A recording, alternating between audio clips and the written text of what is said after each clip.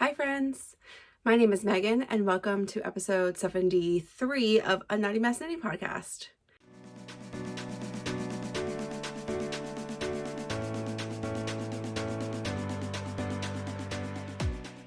It is December 26th. We are on our last episode of 2024.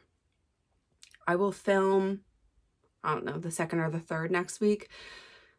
Sort of depends on what work reentry feels like. So maybe I'll do like an evening film next week because, it's things going on. I've got a lot of fun things for January episodes though too. So I also want to just, maybe I won't do a normal film in the morning. I do want to do a project update in January because I will hopefully have one more finished object. It's my goal. So we'll talk about that. And then we'll do like all the other things that are coming. Some of those might be special episodes though, so I may still put out a project episode and do that, or I may do a special episode and then do a project episode 2 weeks later. So I'll like let Instagram know, and maybe I'll put a little note on YouTube if you're not if you do not follow me on Instagram, but I will decide not right now. Really barely over the Christmas craziness, and so I still need to clean my kitchen some more, and it's gonna be a weekend for sure. I am off work until the 2nd, so I plan to get some more knitting done. I do have a toddler, so there's that. I do have a mom that lives here though and helps take care of her, so she has agreed to split some time so we both get a little bit more of the time of day we would like off. So I'm taking mornings, no baby, and I'll get her after nap, and my mom is gonna grab her in the morning so she doesn't have to go back up and get her after nap. So it's gonna work out for everybody, and my husband is working, so all of that fun stuff, meaning hopefully I will get a little bit more knitting time. I do have some chores and stuff to catch up on because laundry piled up while I was doing a lot of cookie baking, because clothes still get dirty while you're baking cookies. But I did successfully bake 22 batches of cookies. I'm not exactly sure how many it was, but we were like over 1,000 again, so a lot of cookies. They're boxed up. Some of them are out the door. Some of them are going to be run today and tomorrow, and then all the knit friends to get theirs when I see them next, so whenever that is, and that's exciting. I have a ton of yarn to talk about. I have a new finished object. Oh my gosh, let's all be so excited about this. This is done. So first and foremost, what am I wearing? Okay, I'm wearing two things because I didn't feel like pulling a t-shirt out for this, and I didn't even know what I would pick. So this is my Skyline tee by Tori U. It is a short sleeve, it is fingering weight, and it is great. My details are on Ravelry for this one. I'm not going to really talk about it. I think it's my most worn t-shirt of 2024 though. It's super cozy, partly because I finished it earliest. I'm pretty sure it's my first t-shirt of the year, but it's super cozy. I love the color, all the good things. It's Grenouille Co. Whatever their sock is. Three Sisters. Just FYI. Okay, so this is my newly finished, super love Heirloom Quilt Cardigan. This is a pattern by Katrin Seeberger. This is maybe the first time we'll dive into all the other parts of the pattern. So because I didn't have anything else done before squares ever, right? So I did all of the finishing, the ribbing. I think I had it on needles for the hem, but I finished the hem. I did the collar. I did the sleeves all in the last 8 days. Amongst knitting some other things, but I think I just got kind of close with this and I was like, I must be done with it. Like I just need to never look at it again for project analysis. Okay. Before I stand up, I'll do it this order this time because I have this page up. Before I stand up, I'll tell you a little bit about the stats. So I'm going to put the weight of the yarn in later because I didn't weigh all my little babies and I think they're upstairs, but I can say before I finish this, most of the square yarn, and I say most because I had an even amount of all of them inside of the star part and the outside, except for 1 square was extra, right? Because of the math for creating this, right? I needed 36 squares, but I had 7 colors, so I could equally do 35, and then I add another one. But all of them were about 22, 23 grams left over.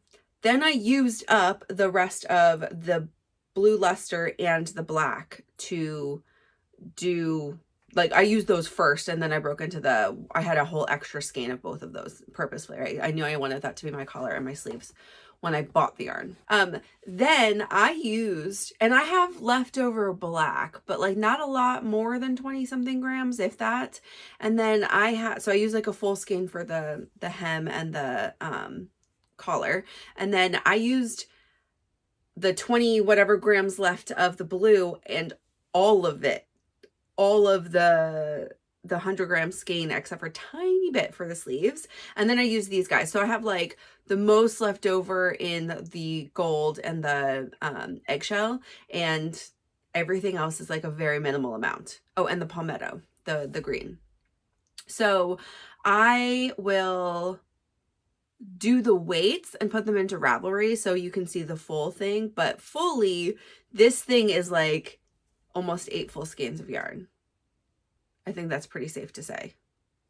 Maybe a little bit over. So I did the measurements, but I didn't weigh it yet, and because I just have to do some yarn maintenance. I got to put in all the new yarn I got some other things I need to do, and that will be part of what I do in the mornings when I don't have baby. So like, unfortunately, I don't just get to knit for that whole time, which that would be so great. I've got some knit paperwork to do, which is fine because I'd rather know some of my final numbers for stash, etc., etc. It was funny.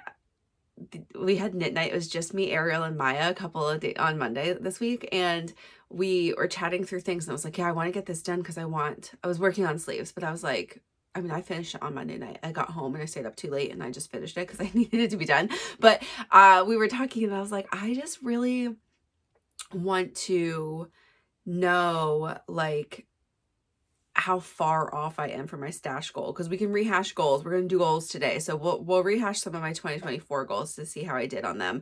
But stash was not great, as for sure. And I didn't have any I like threw out a number, and I wasn't working towards not ordering so much yarn to track like what I was going to finish and whatever. But I did get some yarn in, some that I bought a long time ago and some that I bought on sale over the holidays. And that's fun, but that puts me way far away from my goal now. Like I was like pretty close, not close, but I was less far than I thought. And then I was like, oh, I have all this yarn to add plus my advents I haven't added yet either. So I'm going to be very far away, but that's okay. Yeah, so I'll put the numbers in of the weight, but the measurements are the full chest is 60 inches. And I've laid this flat with all 5. So the weight, we'll talk about construction in a second, but the back is 5 squares. So I did the 5 squares on the back and then just folded them in. So it sort of sits like this. It was like sitting like this on the ground. That's 60 inches. From shoulder to hem is 21. My armhole is just about 8 inches because I made it that. So my bicep is just about 16 inches. And then my sleeve length is 15.5 inches, including the cuff, which is 3 inches long. Okay, I'm not going to rearrange the camera today because it's chaos in my office. Here is how it fits. It is oversized, but it's not as oversized as it was meant to be. I don't know if you remember, but I made a size 2, which is supposed to be 70 inches. And purely because the back is supposed to be, if it's 5 inches square, let's look at the back real quick. I mean, it's 5 squares wide. They are all supposed to be 7 inches when they're blocked, not including the seam allowances. So they should be, so I should have 35 inches across the back. And then if you lay it flat, right, 70. Yeah, I did not block these, and I blocked these how they want it to be blocked. And so when I blocked them, they were like just under 6. They were just about 7 inches wide, like pinned, but they all have, it's not like they shrunk down, but they just like relaxed a little bit. And that was including the seam allowances, I think. So I'm fully at, like, once they were sewn together, these are all 6 inches across. And they're only 5 and a little tall, which is fine because I didn't need it to be super long, but it was supposed to be, how this is written is that this square would not exist, right? It would be like, it's cropped. It's only 3 long for the bigger sizes, which would give me a very cropped jacket, which is sort of what she intended when she, you know, that's what the look that she had. But I knew going in that I would want to have the full length. You can kind of see when I turn to that okay, we'll call this 99.9% done because I steamed the collar. I didn't soak or block the arms, and I quite frankly I won't do it before I wear it a bunch, and then if I actually wash it, then I will. But I may go back and steam the hem. When it was laying down, I didn't really think I needed it, but once I like really put it on to wear, I'm like, okay, it's pulling in a tiny bit. So it just needs to be a little bit relaxed. And I just steamed it, and I did pin it a little bit. And I mean, I gave it a good steaming, the collar. And I think this is sitting really nicely now. So I'll probably do the same for the hem later. You can see the hem lifts up a little bit in the back because there's no real shoulder shaping. I did give the collar some shaping, and I can show that to you in a second. Let me actually show you. The best way to show you is right here. So I did do like 5 short rows right here. I guess 6. I did like maybe 3 passes, maybe 4. I'm not exactly sure. And I just picked like from right on the edge of this was the beginning. And then I went back and forth, and I did like 4 stitches or 4 to 6 stitches between to just give myself a little extra so that it would pull that back piece down a little and let this sit further down, you know, so it's not pulling way up like this, sort of. Okay. Yeah. So overall, I mean, I enjoy it. I'm glad, actually, I'm not mad that it's a little bit smaller because the sizing on this is a little strange, right? Like size 1 is 48 inches, just like it's pretty smaller, but like still would be really big on like most small people, and like give the oversized look. But then the next size is 70 inches. It was like almost a 20-inch gap or something. So I didn't want to do the smaller size because I didn't want it to be really fitted, but 70 inches, I was like, oh, that's going to be like really big. 60 is great. Like it feels oversized. It feels relaxed. It looks nice and comfy, but I'm not drowning in fabric. So here it is. You can see all of my floats. Catch that Intarsia colorwork, flat colorworks. It's both Intarsia and stranded colorwork in here. And I did put out like a real quick video if you want to see how I did the Intarsia, just to catch the basically here where I don't bring the color over. If I had brought the color to the corners, I would have needed more yarn. And just letting you know, like there's no way, like this seems like a little bit, but to do that times 4 on every single square that you have that is, you know, your second color, like it would have definitely changed how much yarn I needed. It also makes your, like, it doesn't, I thought at first I was like nervous that it would make this feel like a different density than the rest of the sweater, but it does not. It's like, really, you can't tell. So it's nice. It's nice. I love it. I will wear it some right now, but my mom did agree to make me a lining. When I was like sticking my arms in, I was like, oh yeah, if I was in a rush, I could see how this is going to be problematic. Or if I was taking it on and off a bunch. So I am going to have her make me, she agreed to do this. I mean, it's not very much shaping, so hopefully it'll be pretty easy. It'll just be a, like, kind of like a cotton lining. I'm not going to do like a padded quilt lining or anything. I'm just going to keep it simple. That will go from the edge here. I'll just like stitch it onto the edge here,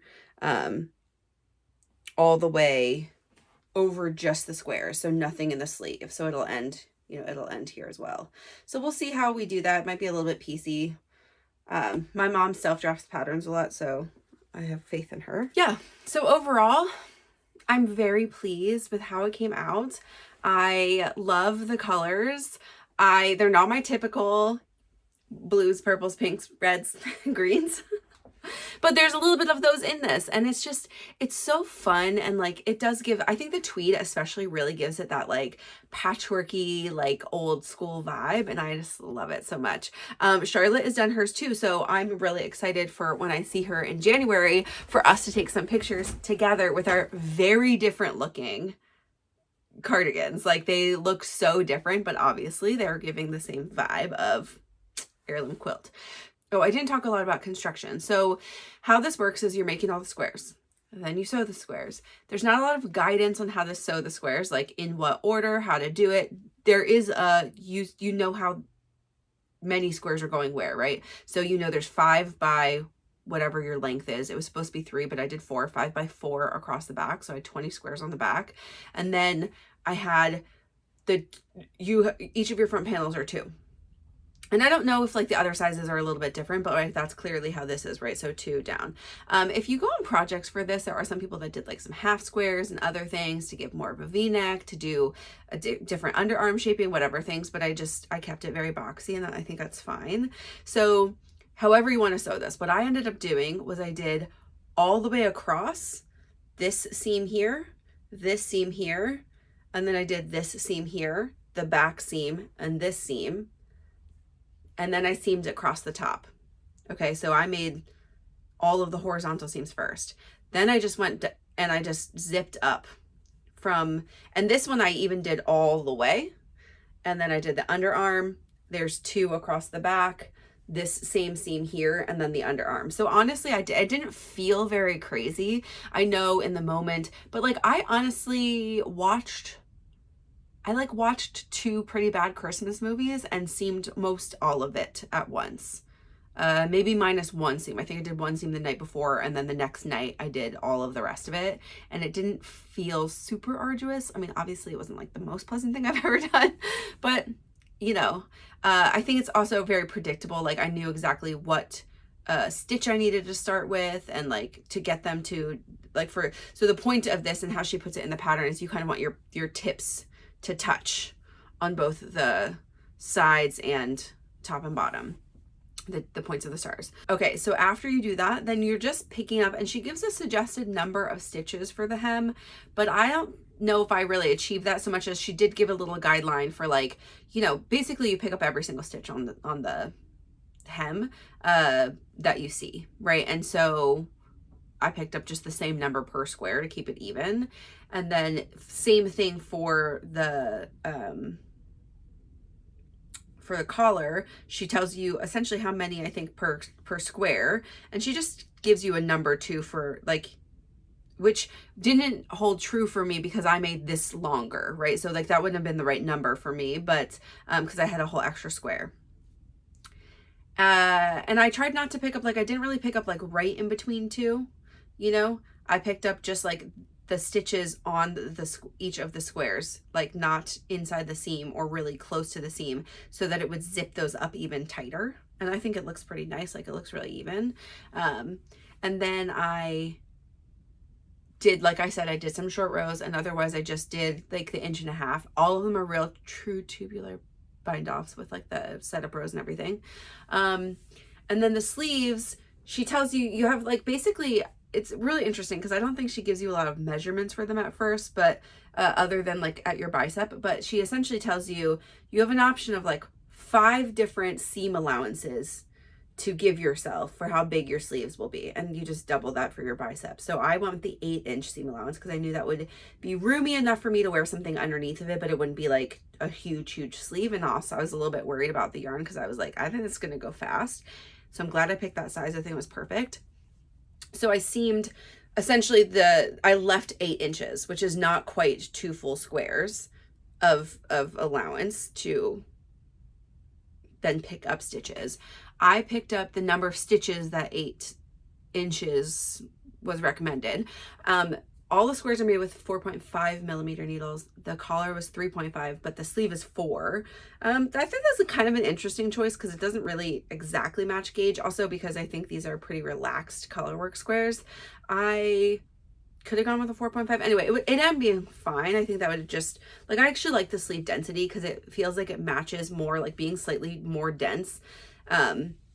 than this gauge because this is like 2 layers, right? So I picked up the sleeve, and then I did until I was going to pretty much use up the whole ball of yarn because I wanted to, and also because I went with the balloon sleeve option, which wasn't I think I would call this a bishop sleeve. I think balloon sleeves have increases and then decreases, I think technically, like, right, to really give you the volume. This is just straight. I knit straight until I got to where I wanted to be, and I did 1 round of rapid decrease, and then I started the cuff. So that's all I did for that. And I wanted them to be like, it's essentially, it gives me a little bit of a puff, but not a lot. And also I ran out of yarn. Like, I literally maybe could have done 1 more row each, maybe. I don't even know if I could have. That would have been pushing it. So that's where we are. That was a lot to tell you, but I've not really talked about the construction of this that much. And let's go through the yarn really fast. So this is all ZZ Textiles from her color collection, which was last fall or summer. And the colors I went through and I really put the names for all of them inside of Ravelry. So this is gold brown. This green is palmetto. This orangey color is called tiger lily. The light tan color is called eggshell.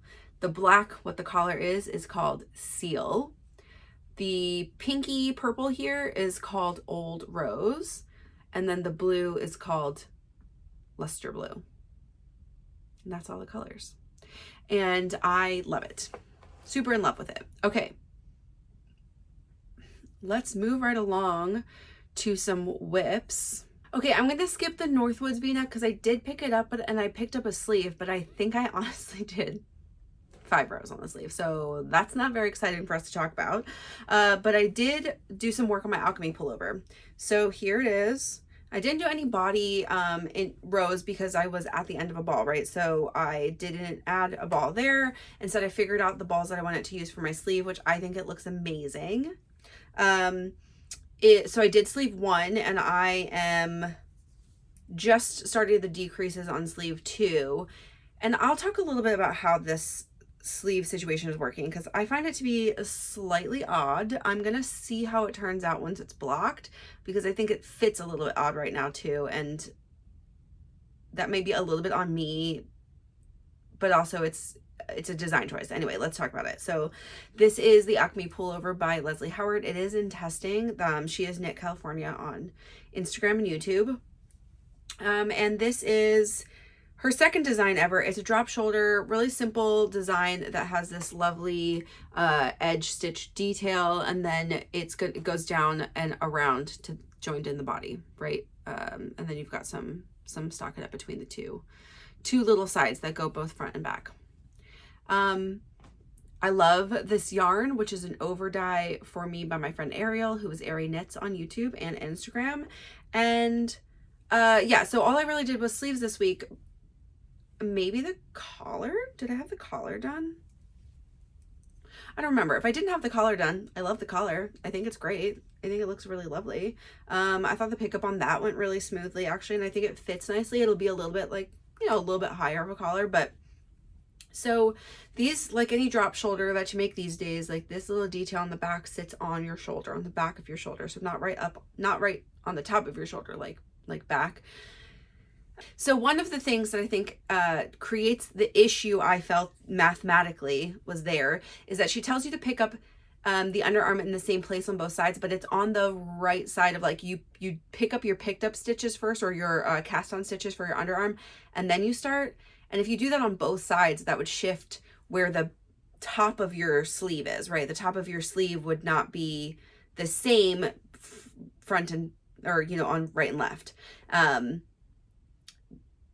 Because you're not starting from the middle, right? So you either start from the middle, I think makes it a little bit easier, or you start one side on the pick up cast on stitches first, and then the other side you pick up cast on stitches last, which is what I ended up doing.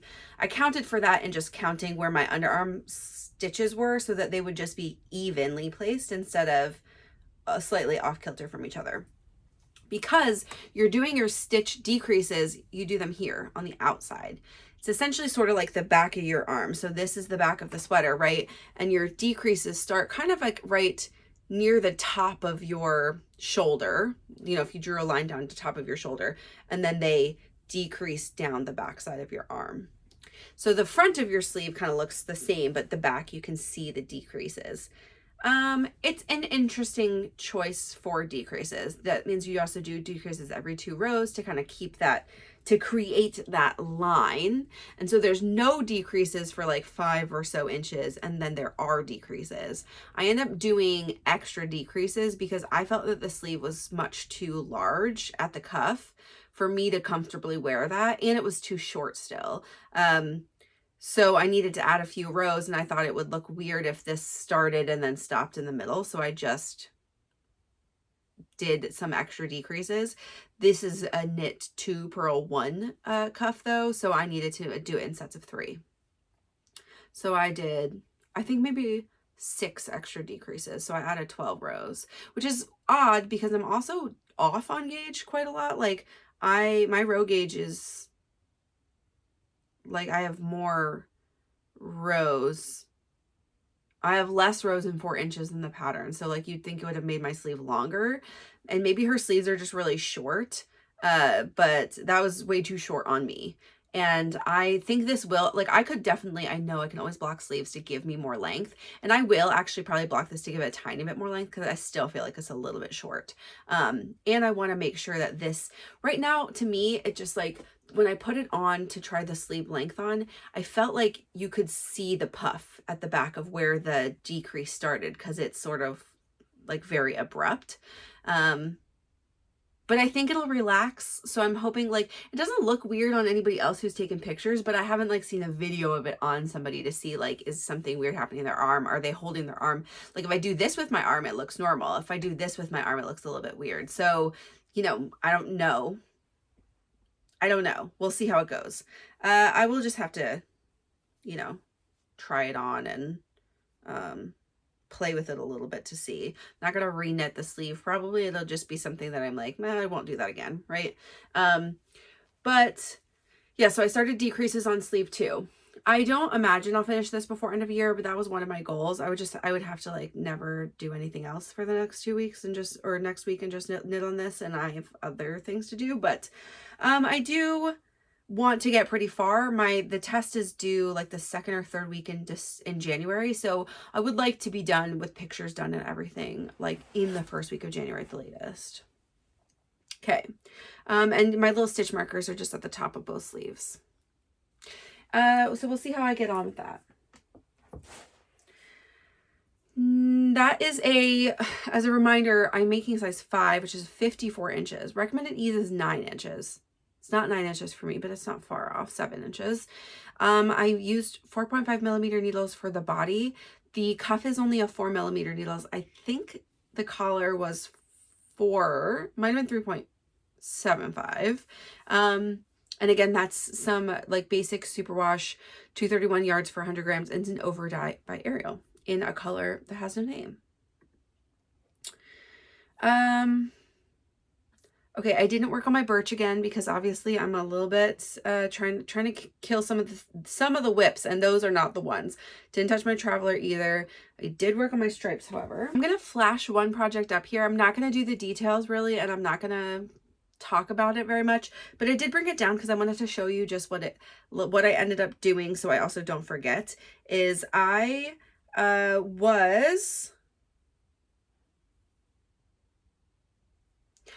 like right, I think I was here. I think this is correct. So I added like all of a stripe in a little bit, but I did decide that I was good where I was to split for sleeves. So I'm now split for sleeves on my stripes. The only thing I did end up doing is where I was okay in length, I think in neck length. Somebody asked me this and I was like, okay, let me clarify too. I did end up measuring from my cast on. So from the beginning of the Light of Arendelle stripe down, right down the front. That's like where I ended up measuring because I want this to sit a little bit higher. And if you look at projects on Ravelry, there's a lot of really wide necks, which I think would, you know, if I did the measurement from here, it would just make it really high up in my armpits again. And so, which will pull my neckline down, right, to get it to sit easy on me. So I wanted to give it a little bit more length. So I measured from here. And then Where that was pretty good, and I decided that I could, I didn't want to go back a stripe or a row, so I just ended up doing one extra row, and in that row I gave 10-ish, maybe 8 to 10 increases just on the sleeve. Like I marked everything with stitch markers first, then did the row, did the increases there on both sides kind of evenly, and then I just split for sleeves and then did part of a stripe, and I put this down and I didn't look at it again because I finished this, and this just took up so much time. So that's all. Just quick update. A split for sleeves. I decided I was good where I was. Let's look at my Doppio. This just occurred to me like literally a second ago while I picked this up. I was like, wow, I didn't do my collar yet. Normally I do my collar and then I start my sleeves, but I did not do that last night when I decided to start my sleeves, and that is okay. It's not a big deal. I will actually probably, because I only have the balls of yarn attached like left, so this is all my yarn, so we gotta hope to make it all the way. I did do a good amount of the body though, finishing up those last balls of yarn, and I between my white and blue, these are both Matosh Shibui singles, and I mean we're like less than a whole yard difference on each other between the two balls of yarn, so that's like very, very good. They just ended right at the same place. I'm still attached in my mohair though, and so I had another mohair ball, and I caked up everything and I just cast on the sleeves, and I'm into the decreases. I'm in the first set of decreases, and what I'll probably do is maybe I'll just take a break today and I'll pick up and do the collar, because I do need the collar to try on the sleeves to really make sure I like how it fits. But it's also going to be a bit hard because I just don't have that much yarn left. Maybe I will do a little bit more of the sleeve and then I'll pick up the collar, do that, and then pick up the other sleeve also with the inside balls, which just creates a little bit of chaos knitting from the inside and the outside on two different sleeves. I didn't want to do them at the same time because that would also be too much chaos, but I can deal with it for a little bit. So I might just do this sleeve almost to completion, like almost to cuff, then do this, then do this. We'll create a little less chaos that way. And again, like I said, I will prioritize sleeves over the body. The body is definitely too short where it is, but it's not, I mean, I've probably got a good 7 inches. Like it's not, no, maybe not. I probably have a good five or so inches already. And I think I only need like 8 or 10 before you do hem. So it's not a lot.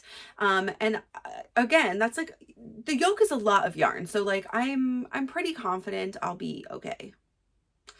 And if I'm not, I'll be just a little bit short, and that's okay. Also, still okay. So here we are, Doppio. This is the one I would like to have done by the end of the year. Which is crazy, maybe, but I did all of this sleeve in like not very long, like in an hour. So I do think these sleeves go really fast.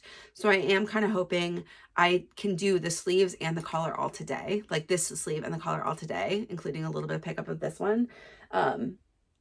And that'll get me in a really good place to be done with this by the end of the weekend. And that's what I want to do. And Ariel also still has this goal, and she also didn't really pick hers up before when I talked to her on Monday. So we have similar-ish amounts that we had to finish. So hopefully she finishes hers as well, and it'll be her birthday May, because her birthday is like the 2nd of January. And so I would also like to have this done before Ariel's birthday. It'll be my birthday sweater of her birthday. But yeah, no, it's like super wintry vibes, super fun. I love how the colors are coming along on this. So as a reminder of what this is a pattern by Sung-hee Hong, who is Sung-hee Knits on Instagram. I have made this pattern twice already. Once the sample, once for myself last year. It is a top-down compound raglan. It's a size, I am making a size 4, which is a 46-inch bust. Numbers of the week or the month or whatever. My last one I did a size 5. Just it with the yarn combo I had, whatever, I was a little bit over on gauge, and it's just a little bit oversized, which is fine, but I wanted a little bit more of a fitted look. The recommended bust the ease is somewhere between 1 1/4 to all the way up to 5. And there's 2 sort of ranges that she gives for ease. I'm using 6mm needles for everything, including the sleeves this time. I did 6.5 last time I did for my sample just because I'm just doing magic loop this time. It's fine. This is all Madtash Shibuya yarn. So this is 2 singles, single ply yarns also. You can kind of see that. So this one is called Crevasse Speckle. The mohair is called Crevasse Solid. So those do coordinate together. This blue is very, very close to being like identical. This one is called River Crossing Deep. River Crossing, Crevasse, I don't know. They all seem very nautically to me. And also this is just like so winter. So speckly fun. Okay, I've been really enjoying knitting my Doppio. I've never not enjoyed knitting a Doppio. I think it's one of the greatest patterns out there. Knitting something bulky, seeing something marl, which is so fun. Just the shaping on it is really like thoughtful. Also, it makes it nice because you have smaller goals of raglan to do. So sometimes when it's like you start your raglan, you know, increases and it's like, do this every 2 rows or whatever 13 times or 20 times or whatever it is. That's like, oh gosh, that's so many. This one, it's a lot of bite size because you're doing just shoulder and then body and you only do that a couple of times, or just body and then no sleeves for a couple of times. You know, like it's just, it's nice. Keeps it interesting. And again, sleeves grow fast. I think the body grows pretty quickly. So all in all, we're good. I did do the purl lines for the body and I will do it for the, I did it for the under of the sleeve as well. And I will zip those up. I do kind of like how that feels. So I decided to do that. And then, yeah, just excited. That'll be maybe the last one. And that's a lot of yarn also to count in the used yarn for the year. The last project to talk about is one that I cast on this week and one that I talked about doing. I'm pretty sure I said something. Yeah, I definitely talked about it because I talked about this yarn a bunch. It's a handspun sock that I am knitting with friends. And these friends are Ariel, Katie, Maya, and Emily. And Katie did not finish her yarn in time. She left for travels early in December. So she did not finish her yarn in time to take with her. But me, Ariel, Emily, and Maya all cast on together on Christmas Eve. So this was the intention when we started spinning it, which is so exciting. And I think next year we're going to like try to plan if we, you know, if everybody wants to join again, to all get the same yarn like a little bit earlier, because Emily and Maya started spinning their yarn like Labor Day, and the rest of us didn't get our yarn until our knit weekend, which was in the early November. So that's not a lot of time to get it spun, washed and everything before we're starting. I did mine really quickly, but I also ended up with a DK weight yarn. So there's that. But here's my sock. I decided to do just like a really simple toe up DK weight sock, all one color. No, I'm not using any contrasting toes or heels. And but I am doing a heel flap and gusset sock. That's what it is. So this one feels pretty good. This is a pattern by Carlie Perrins called the DK Standard Socks Toe Up. I'm pretty sure this is like a, I don't know if it's free or if it's like, if you sign up for her newsletter, you can get it for free. Yeah, it says if you want this pattern for free, sign up for my newsletter. Anyway, so I think I did that a while ago. And I had not used it yet, but I thought it would be a good pattern for this to keep it really simple. That pattern includes like when to do some striping for the cuffs and, you know, alternate color heel and toe, or yeah, heel and toe, but it does give instructions, which is really nice. And one of the things I like about it, there are slightly different instructions if you do not use a contrasting heel color because of how you cut and then rejoin, which that was just really nice. And so I just like, I kind of really love heel flap and gussets on toe up because you don't have to pick up any stitches. And I feel like it just gives a really tight side of your sock, which is really nice. I did go down needle size though. I'm pretty close to on gauge for her pattern, but the needles that are called for is 3.25 millimeters, and I'm using 2.75, and that is hitting gauge. I'm hitting row gauge, and I'm just hitting stitch gauge too. I did cast on with everybody on Christmas Eve, and I did it with a 3.25 millimeter, and I was like, I should have known, because like last time I did a pattern by Carlie that was DK socks was that test that I did for her earlier this year, and I definitely used a 2.5 millimeter needle. So I could have even gone down to that, but the 2.75 was good. These don't need to be super, super tight, because these are not going to be probably socks I wear in shoes. These are just going to be socks and slippers for around my house. But I did all the way through the heel flapping gusset yesterday, and then I moved on to other things last night. But like this, I was knitting on some while Theo was playing with her new kitchen playset and doing some other stuff, and I was just sitting there knitting and watching her play, and then we were playing together. So I put this down, and it was right when I finished this, and I just didn't pick it back up last night, which is fine because I don't need to. I don't need these socks to be done by January 1st, but I've got a couple things I might be running out of the house for, and so this might be a good thing to just have on the needles. I will do similar to pattern. I do know how many, like, because I split this the way that I split this, and again, this is yarn I spun from a braid from created by LCB, which is in her colorway Vintage Christmas, which is in her like catalog that you can order anytime. So if you are interested in this color, you could order it. This is a Polwarth silk blend, and the silk was so nicely blended throughout, and yeah, it's just like, it's gonna be nice and sturdy. I did a chain ply, so it's a 3-ply that I catch the colors you know, all together. And the way that I did this, as we remember, is I made little tufts of all the colors. So I like really split by color.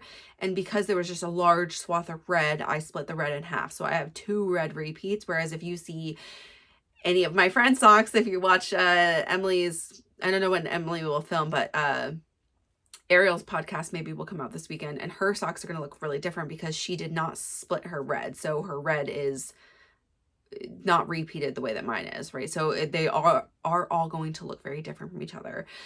But I'm really loving how it's turning out, and that also helps because I know approximately how many repeats I have. So I've used 2.5 repeats so far ish.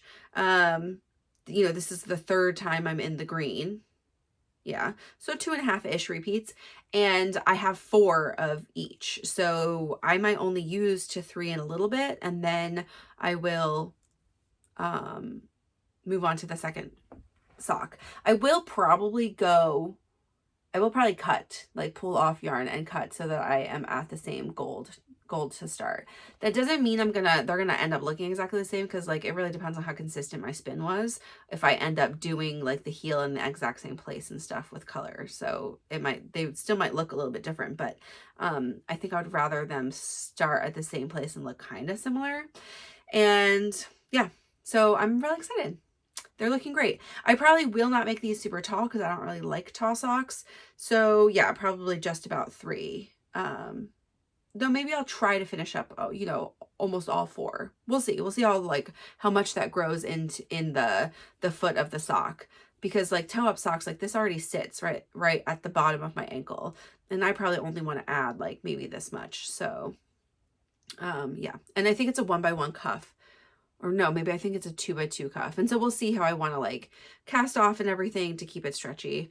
I don't remember, she has a stretchy suggested cast off in her pattern, and I might just like watch to see what that is and then decide what I do. But here we are, new socks, love it. Okay, that's all of whips and things. Let's talk about no spin updates this week. I have not spun anything. Let's talk about yarn acquisitions. Okay, first let's talk about the things that have been in my house for a long time, and that's my advents. And so we will finish out advents. We're all done, advents are done.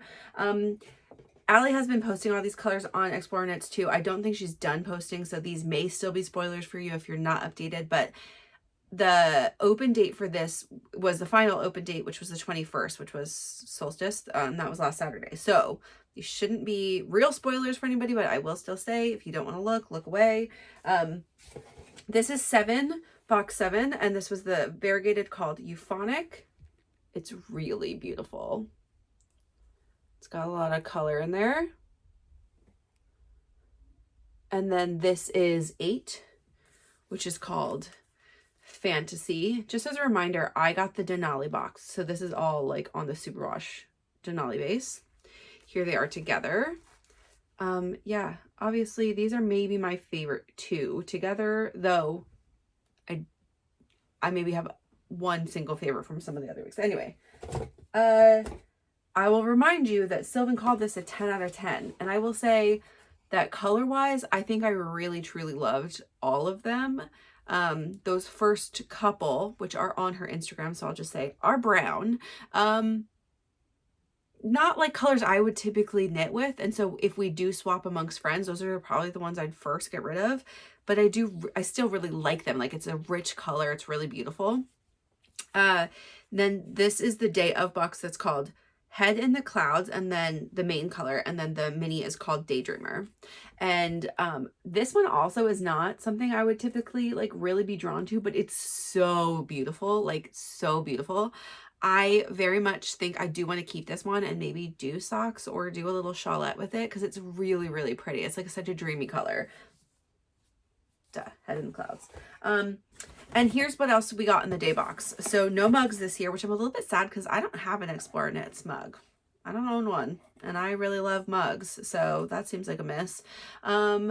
This is called Beldamia, or that's the brand Beldamia. I'm not sure. It's a candle called Wool Gatherer, and it's fern, moss, bergamot, and lavender, and it's really nice and very like herbal musky, which is actually, it's like my preferred candle kind of scent, so perfect for me. Then we got these little birch bark 48-page memo books. They're just like little gridded field notes kind of things, and so little notebooks. Here is a print that I shall probably put up somewhere in this room, which is like the, you know, it was kind of what was on all the boxes on the stickers. It's very cute and super dreamy. And then there is a little stitch marker, which I'll take out of the baggie because I think you need to see it. It's giving me, I mean, it's like a painted stitch marker. So it's like super, super pretty. There's a moon, there's a sheep, there's some like maybe heather or lavender on there, and like a really pretty sky.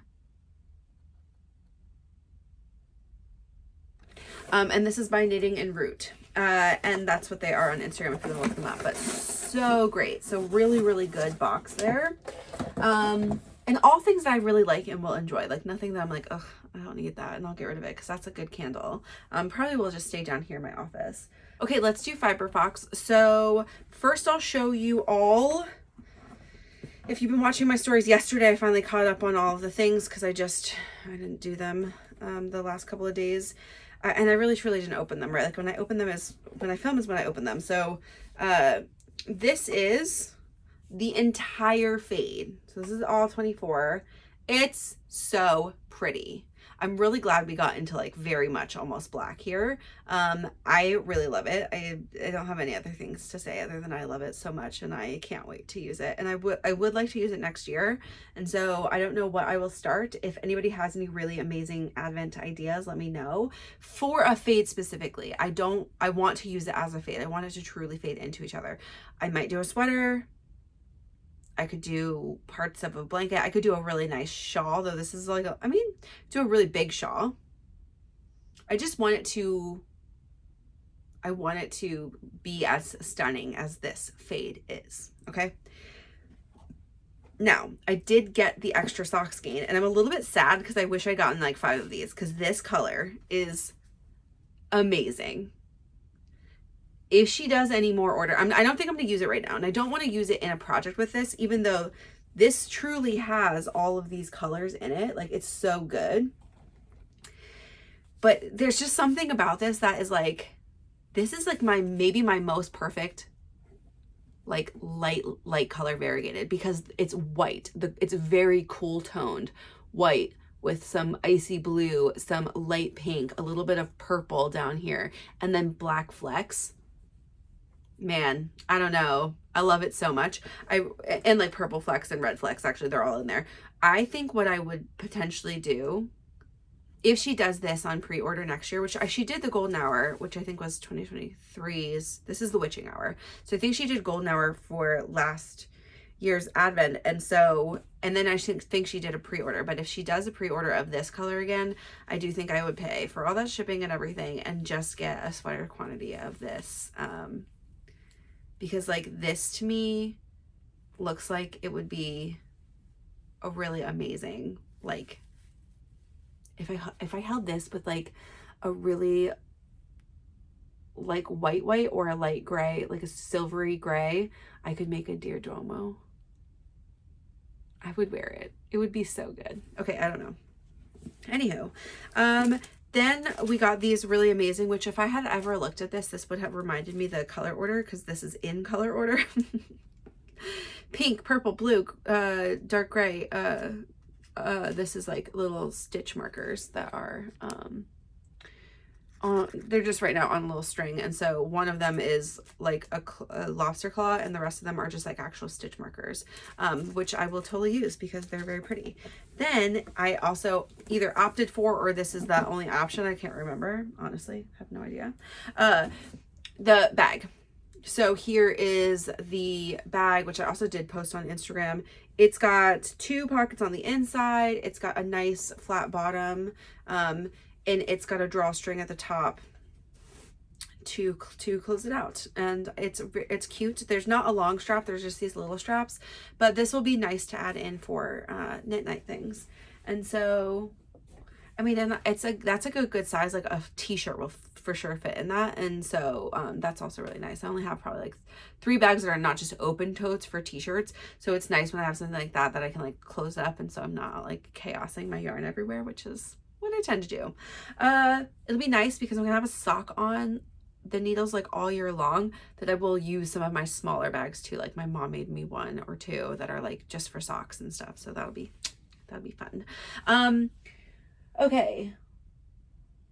Let's go through the next order I got, which was also from Explore Knits, but this is my farmer's market order, which I ordered way back in September, I think. And I got 4 colors, okay? So I'll pull out a couple of some of them. This is Beet Juice, and this is on the linen sock, which is an 80% non-superwash merino, 20% linen. It is flecked. You can see the linen flecks in there, but it's not overwhelming. And it looks a little bit less like hairy linen than that 25% linen I have. It's like the alpaca linen silk blend. There's a little bit that you can like, you know, I bet I'll be able to like feel some of these longer pieces. But anyway, I'm excited to do a summer top with this. I'm thinking I will do a Queen's Cami. Okay, so that's this plans for that. Then I've got this, which is Blue Spirulina, which is one of my favorite colors from this collection. It's just, obviously, it's an amazing blue. I got this on Earthy Sock, and it is so good. And I do think I might want to make, I think the original plan, and I may stick with it, no guarantees, is to do a Margaret Henley short sleeve version with this, because I really love I love Claire's that is using Blue Spirulina, but I think I would like a short sleeve version, even like not super short, but like, you know, give myself a little sleeve. And then I've got this, I got Earthy Sock in the Butterfly Pea Flower, and I'm a huge fan. I think it's so beautiful. It's so beautiful. And my original plan for this it was a fingering weight Tolstit tee, which I might stick with, but I might just sub in another like similar raglan simple shaping. But what I want to do with it is maybe like those little lace flowers. Sometimes they're called like, I don't know if I'll do the cat's paw or just like a 4, but basically just like make offset all over like lace with this. That's my idea right now. I don't know, but I feel like would be such a great summer top in such a me color. And then I got a sweater quantity of In Bloom on Earthy Decay. Sylvan and I got, I think, the same base, same color, and we were thinking about making a pullover together. And I don't remember what it is. Something V-neck because Sylvan picked it. Something. I don't remember. I have it in my on my other computer somewhere, but yeah, so that's what this is. This color is really gorgeous in person, and it is a little bit like, it's cool and warm. There's a little bit of yellow, but there's a lot of this like silvery blue and this like lighter pink. So I don't know.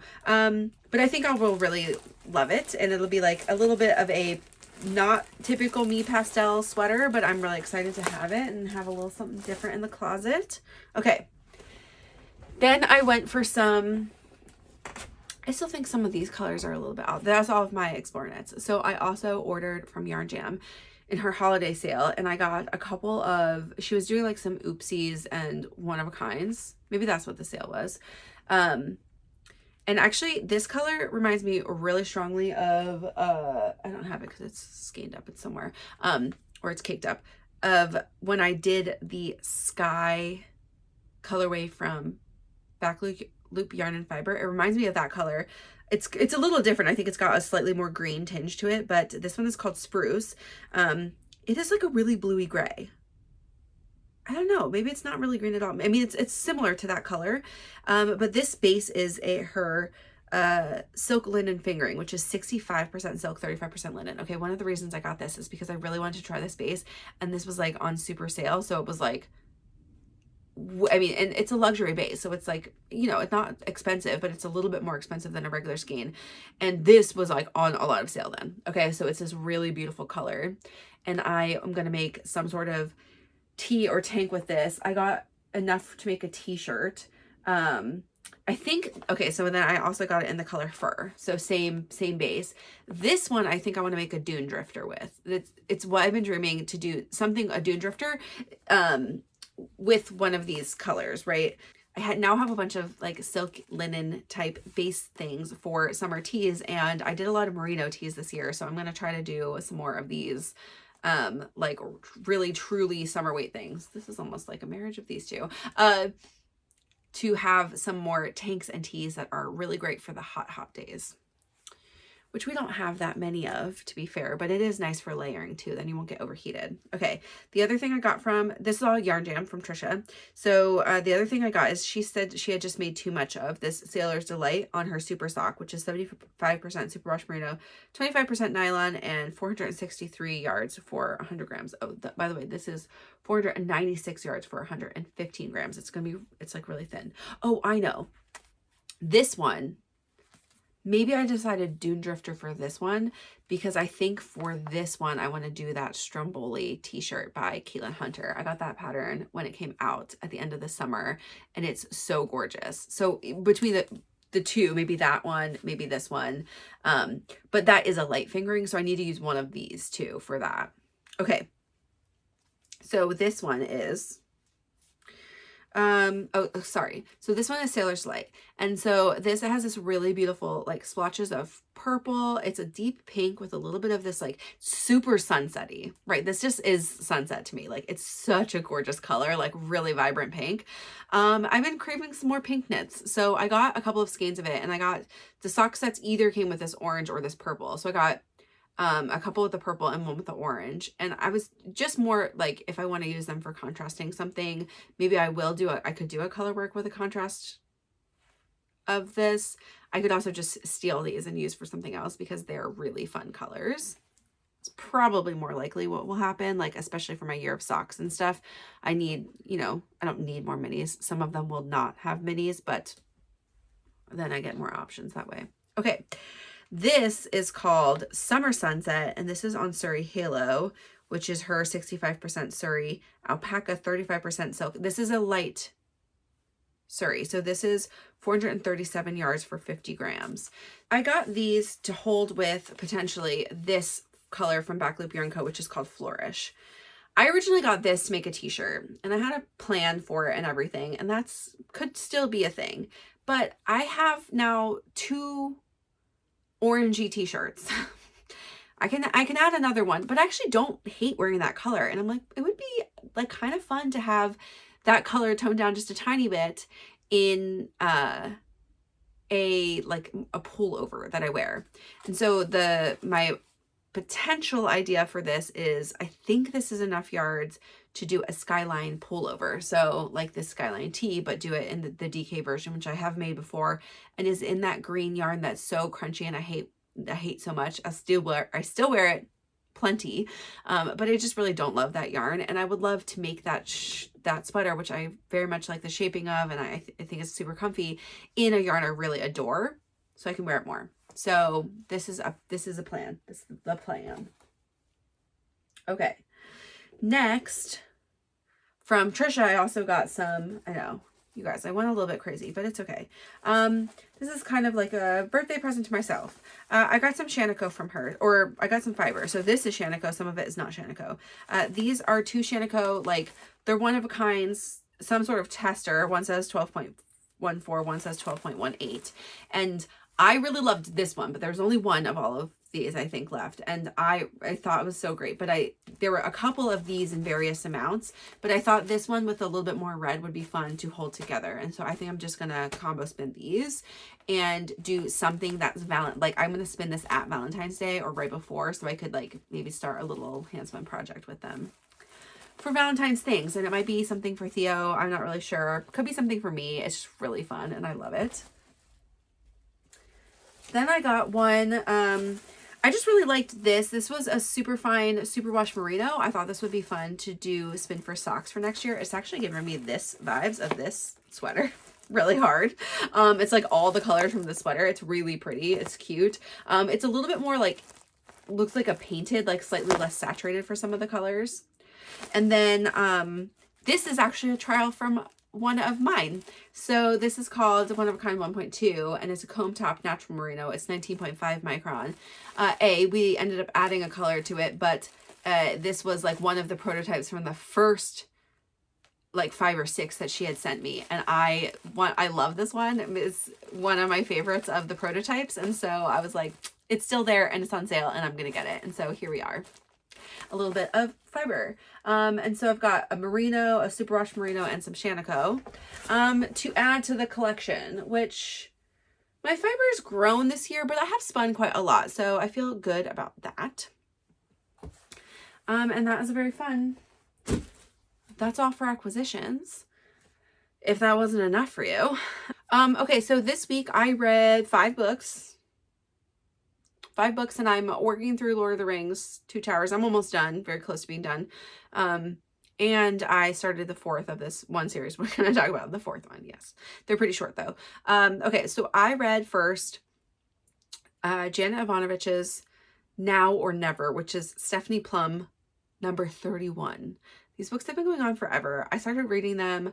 I maybe read the first ones like in 2016, and then I caught up to the series like all at once. Like it was 20 something books, and then I read as they've been coming out. I've been reading them. And so this one, and this is actually the first time I read it on Audible, and this was okay. I was like nervous because I didn't want them to have like horrible Jersey accents in the on the Audible version, but it was fine. Like I got it from the library, so it was okay.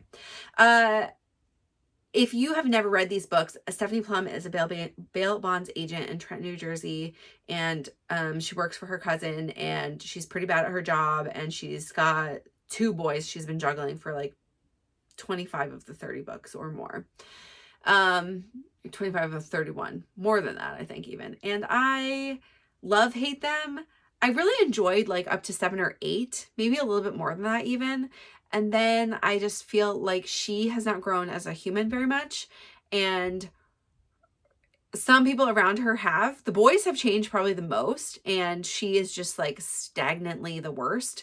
And it's not like my favorite trope to have that. Is like just the main character that you just like want to scream at and shake.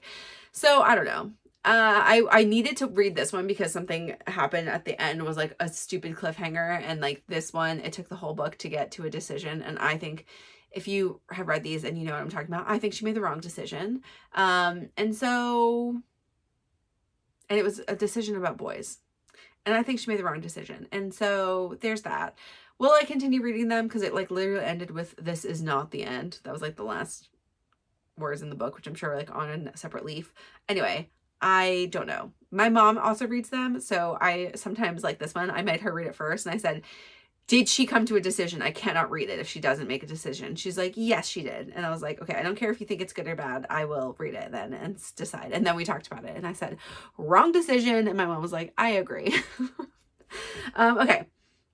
Then I read Where the Library Hides, which is Secrets of the Nile #2 by Isabel Ibanez. This is a book I read for book club. I think we read like mid-year, the Story and Stitches book club with Anna and the gang. And we like even said, you know, everyone was like, "Would you read it?" And I was like, I don't know. Like if it comes up at a time where I could read it, I may. I put it on my library holds. The first book was okay. I didn't, this is about Inez, who's from Argentina, and she goes to Egypt because her parents, she gets word that her parents are dead, and she wants to know what happened. And then she like runs away to Egypt. And then lots of things ensue, and then she is both very strong-willed and also a bit naive and juvenile. And so there's just, it's an interesting combo. It's very much like there's a little bit of a romance, there's a little bit of coming of age and like finding yourself and your place and grief and some other things. And this second book was wild. Okay, I didn't hate it. I probably liked it as much as the first one, honestly. Like this is a leave or take kind of thing for me. Like if you really like, this is also like set in the 18 somethings in Egypt. If you like Egyptian culture, if you like a little bit of history, if you like a little bit of fantasy, the magic in this is not fully fleshed out, though kind of a cool concept. I think it's like pretty great. Like magic doesn't exist anymore, or like people can't practice magic anymore, but there are magical objects in the world. So like it's like taken for real fact that magic was a thing, and some people are very superstitious, etc., but like there are magical touched objects. So it was kind of fun because you just get like objects that do sort of cool things. But yeah, it was fine. I mean, definitely not my favorite series ever, but it was not like horrible. And I read the second one and I finished it. So that's pretty good. Okay.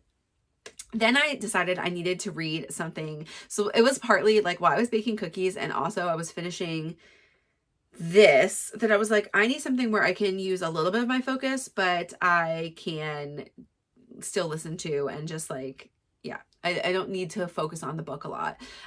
So I read some Alpha Wolf type books. Okay, so this is a series called Cascadia Wolves. Also, I love that this takes place in Seattle, most of it. I'm all for it. Great. And what I love actually about this is that this her name is Lauren Dane. I don't know if she lives here in Seattle. I would like venture to guess that if she doesn't live here, that she's visited many times, because she uses some like actual restaurants that people go to. Some of them are slightly more touristy, which makes me think that, but also I think these were written in like 2006. So like this is not surprising, the places that she picked. Like at one point she has the girls meet up and go to lunch at Wild Ginger, and I was like, I've done that. Yeah, so anyway, it's kind of fun. And she talks about Bellevue. She talks about like sort of the whole area.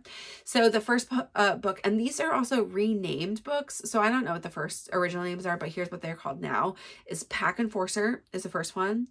And that is about the enforcer of the pack, who's like #2 in the pack, and he's like kind of the head of security of the Seattle pack, the Cascadia pack. And they're not just called the Cascadia pack. There's a Portland pack too that's called like the Pacific pack, maybe. Anyway, the pack enforcer, and then a human, and he falls in love with her and like says that that she is his mate. And so your mate can be not in your species, I guess. And then but then she does become a wolf, and then and they like both have kind of a lot of baggage. So that's like fun. Her way more than him.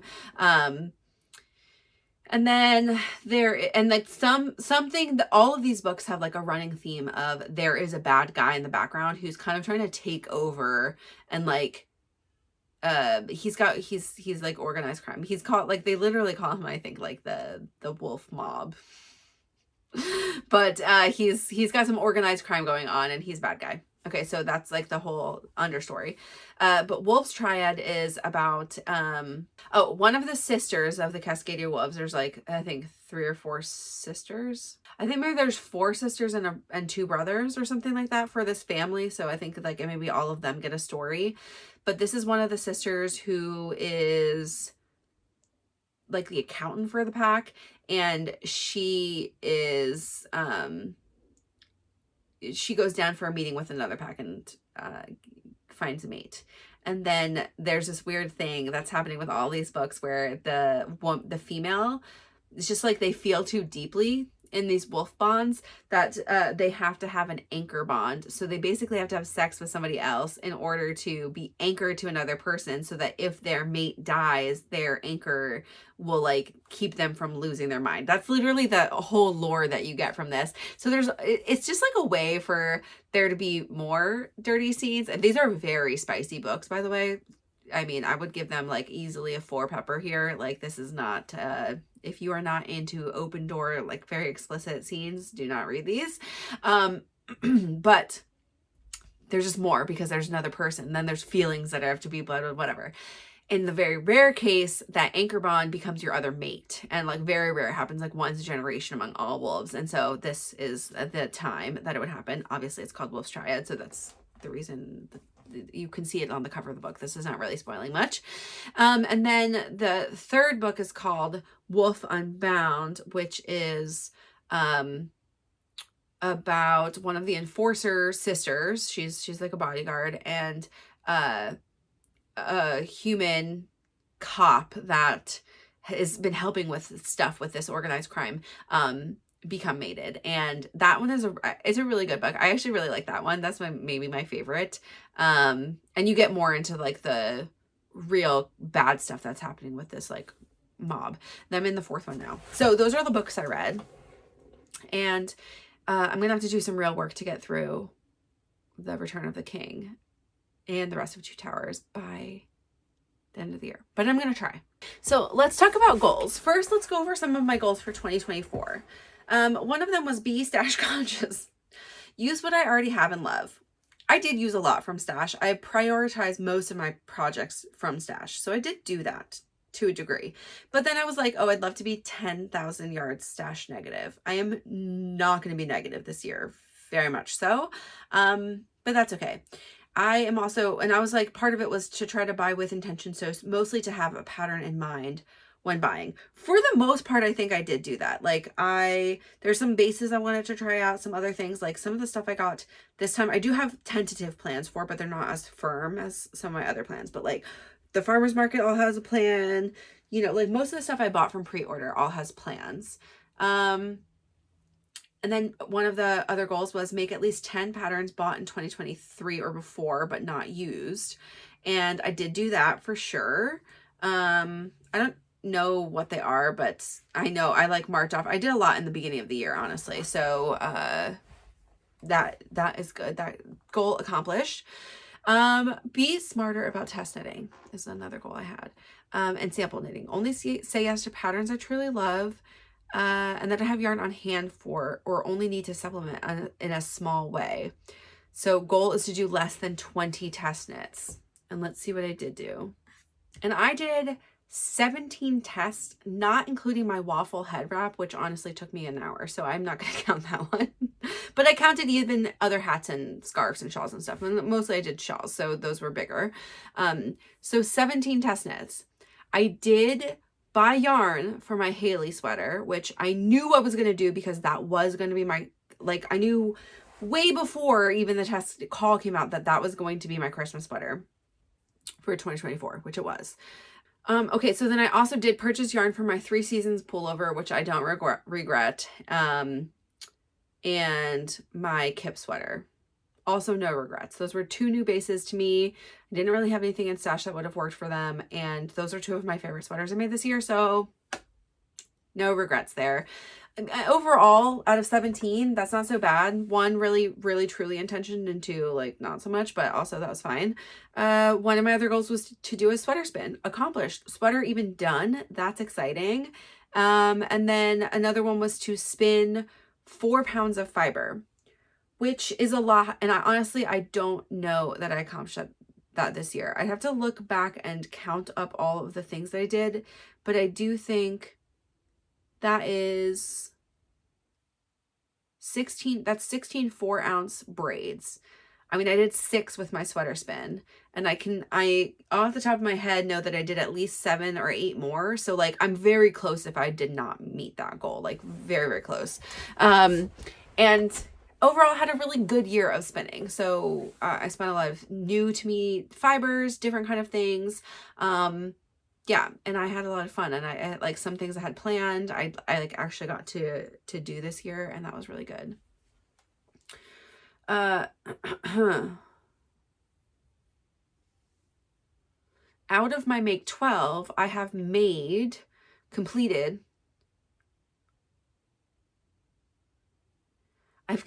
8 of them. I have 2 others on my needles, and I have 2 that I did not cast on, which is my Salty Air Tea and my Bibliophile. So overall, I did okay on that.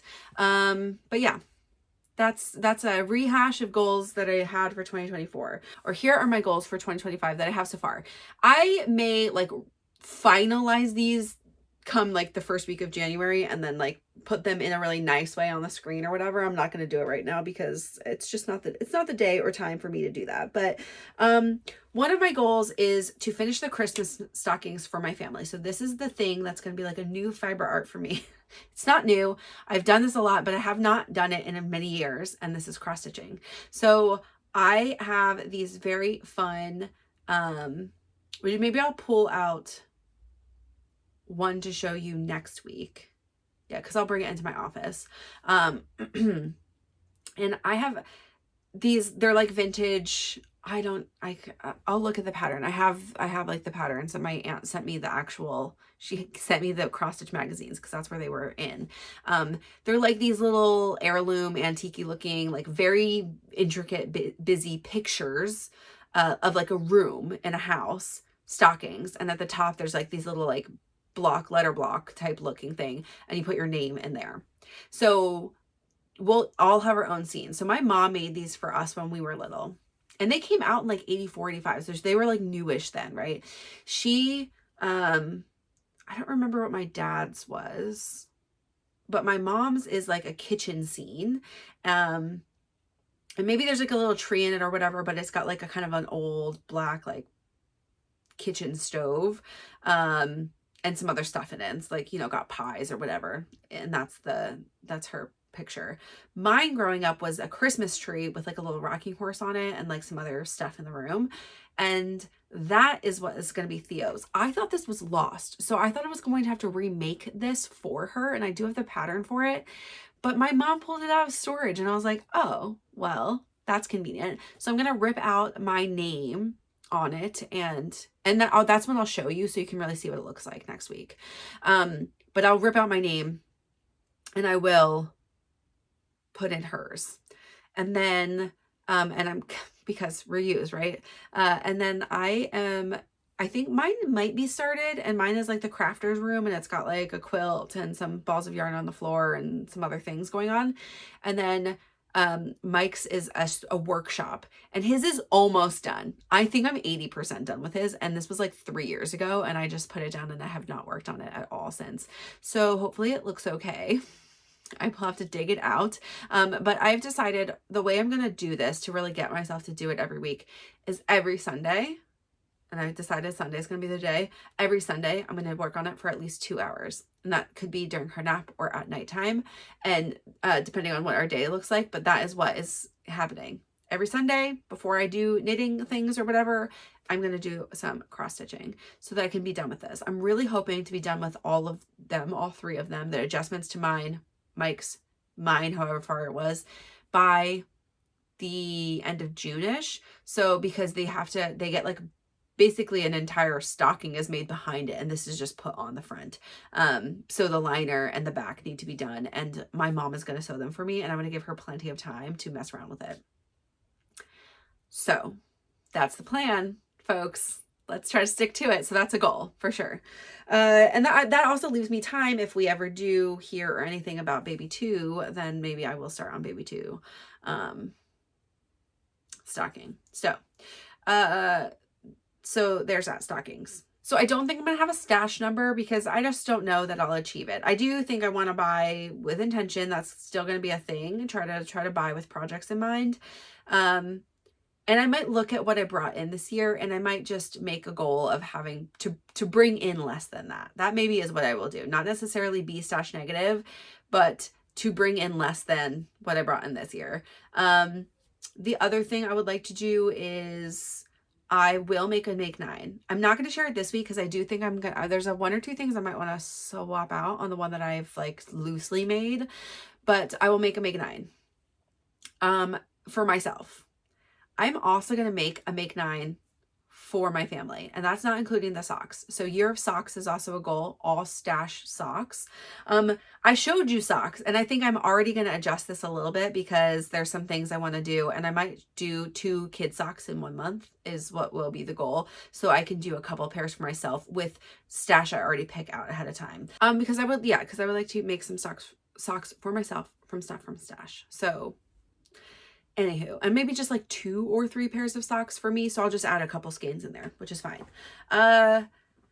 So cross stitch, year of socks, buy less yarn than I bought this year.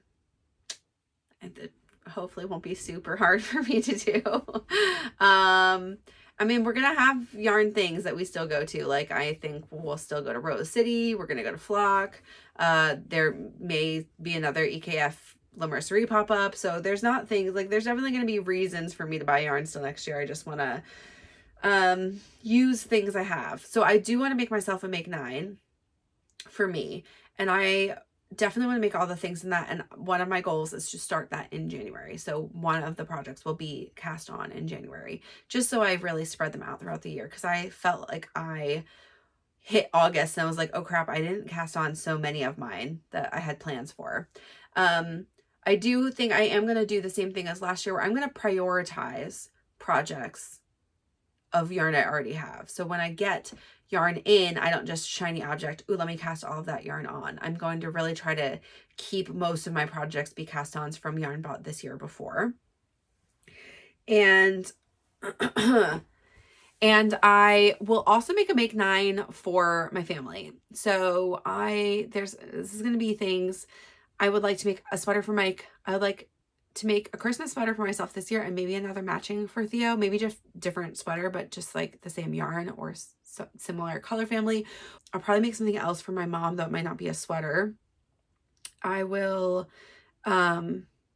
I guess we'll just call it gift knits, because it's not necessarily going to be for just the people in my house. But there are other things I'd like to make for Theo, which are going to go on there. I have not made her a happy potamus, which all the rest of the family, all the girls in the family have a happy potamus, which is like an African flower motif crocheted hippopotamus. And now she's like into stuffies, so I think it's a good time.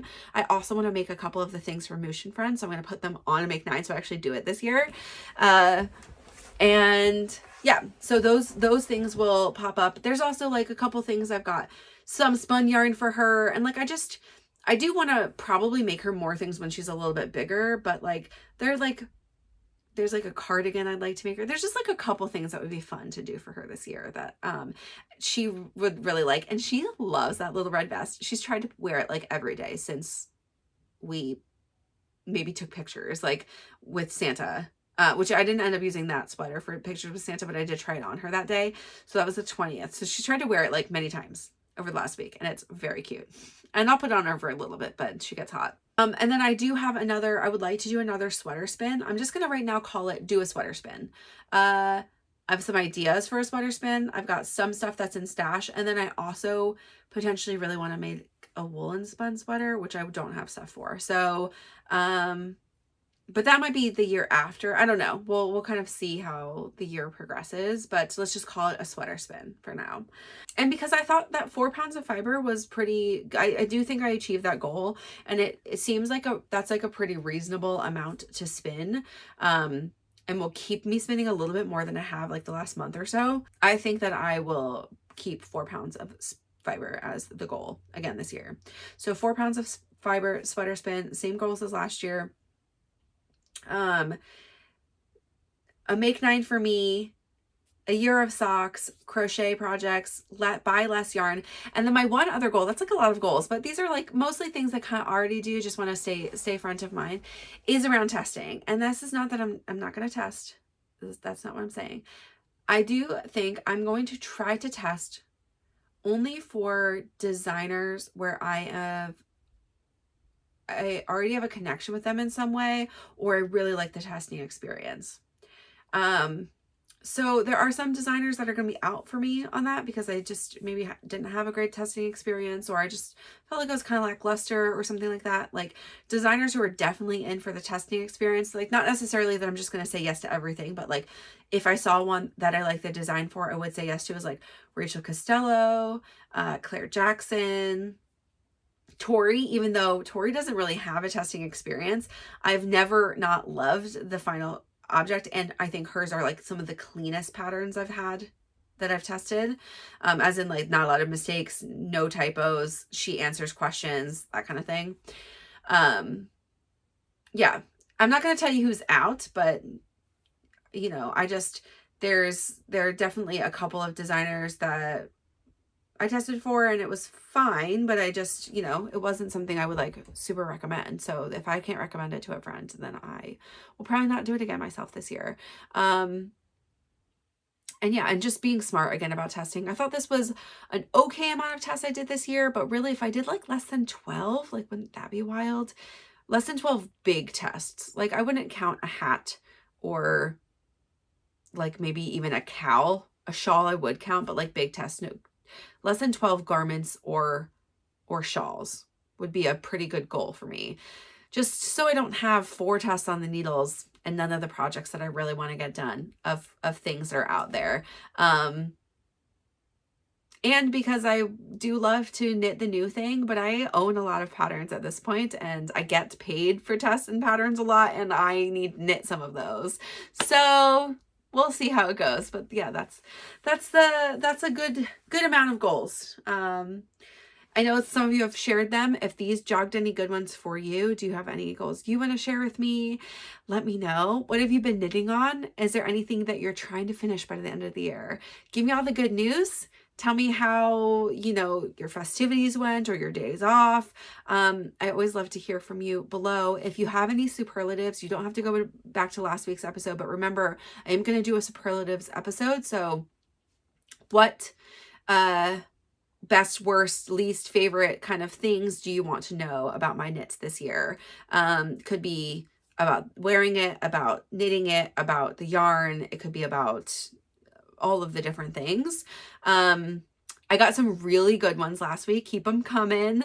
And I am going to put those all together and probably do that episode earlier. And then I'll do my year of review after that. So many fun things to come this year. I am still trying to plan out when I want to do my flat lay. It'll be after the 1st, I believe, but it will be like a lot of chaos. So I just have to figure out what day will work for me to do that. And I might do some filming that day, but no guarantees. So we will see how I feel about it. I'm not great about like vlog style in the moment. I need to like sit down and gather my thoughts, not because I worry about at you anyway, but because like stopping to do that or set up a camera is like not how my brain works. Like I want to just get done a task. So we'll see. Okay, friends, it has been fun. I hope that you guys all had a great week, some fun days off, and that you have been enjoying your time knitting and with family. If you have questions or ever want to know anything, I'm available on Instagram. If you like this video, please give me a thumbs up. That does help. And also subscribe if you haven't. I have had a great time chatting with you this week, and I will talk to you real soon. Bye.